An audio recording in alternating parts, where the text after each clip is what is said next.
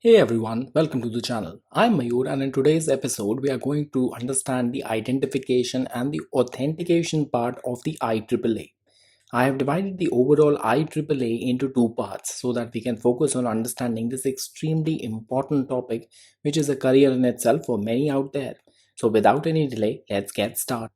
IAM, Identity and Access Management. Companies have been built on managing the identification and the authentication part. They manage the complete identity cycle. But what is IAAA? Let's discuss about it. IAAA is just a short form for identification, authentication, authorization, and accountability. While in this episode we are going to discuss our identification and authentication in detail, in this slide we are going to understand all of them. I want you to imagine as I explain you the details with an example. Say you want to watch a show on Netflix. What would you do? You log on to the website netflix.com, you enter your username, Netflix asks you to prove who you are and you enter your password.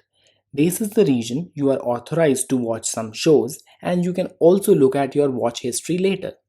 If you were with me the whole time, you have just understood the complete IAAA cycle. In fact, you do it almost every day, multiple times. Now to the details.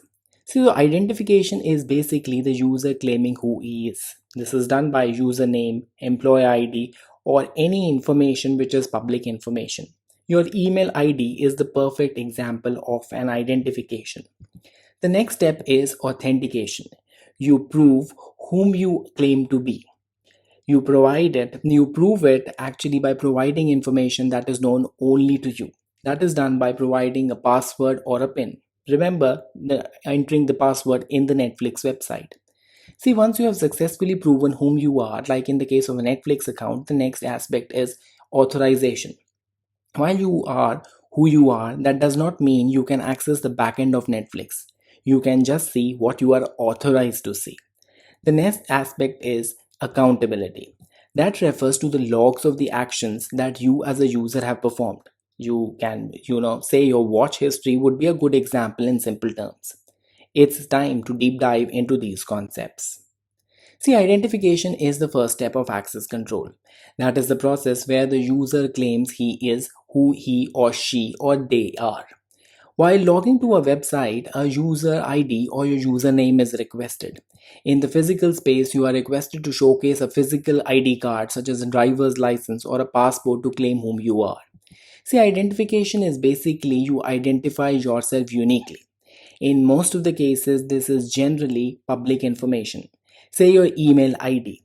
You routinely share your email ID to the others. In the Indian context, you may share your UPI ID with others. Any user can use that information, but what comes next helps you to claim whom you claim to be. If an organization wants to give an identity to an individual, what should be the features of this? Let's say that you are being issued a passport. See, passport is a form of identity card that is issued by the government of a country. You can use it to present it to various individuals around the world by telling them about your identity. With this example in mind, it's good to know what the features of an identification should entail.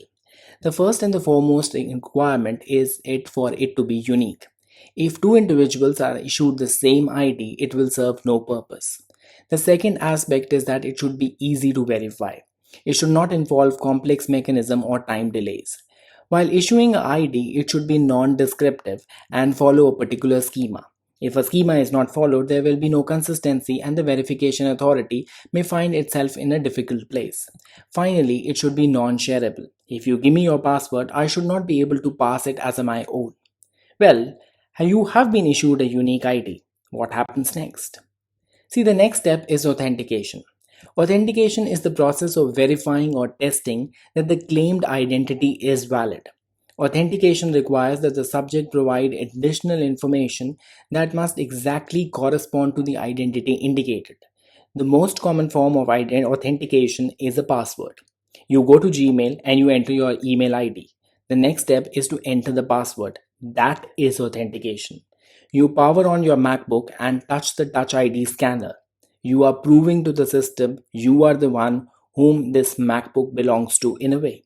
See, remember, authentication must always happen after the identification is presented. It cannot happen before that. The next thing is authentication. See, authentication can be done through various mechanisms. Let's understand these types.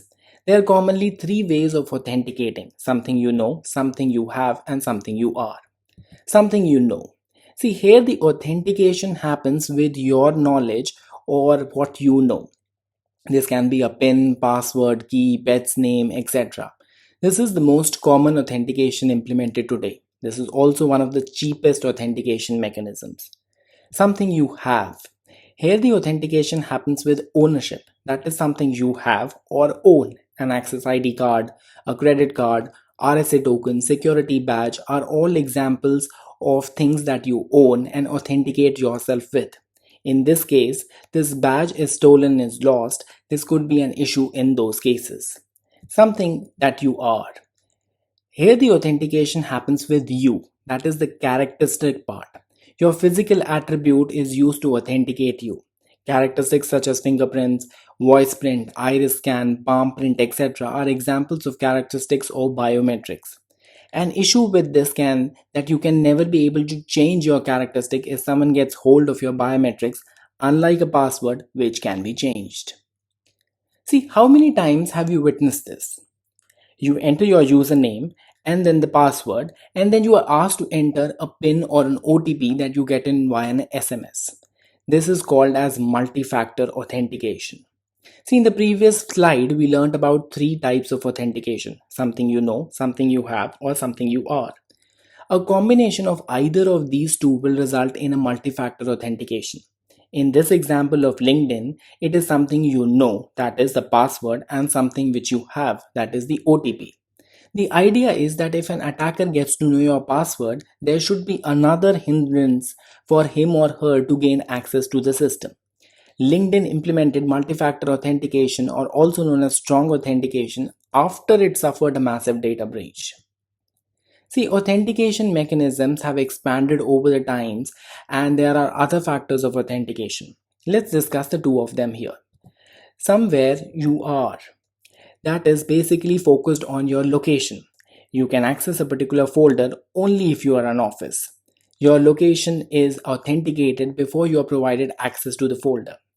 The second one is something that you do. That is the characteristic in terms of action. See, if you have seen Mission Impossible, the character of Benji undergoes gait analysis as an authentication measure. It's a step beyond facial recognition. Here we are at the exam tip section. So if you ask, if I use two passwords to authentication, isn't that strong authentication? Well, the answer is no. Multi-factor authentication means using two separate factors of authentication.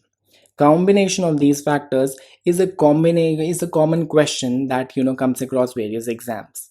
You can always check out my blog for more such stuff. If you like this video, give it a thumbs up and share it across. You can also check out my sample exams on SSCP and CISSP on Udemy or Simpliv if you are preparing for the same. Thank you guys for watching this episode, and I hope to see you in my next video.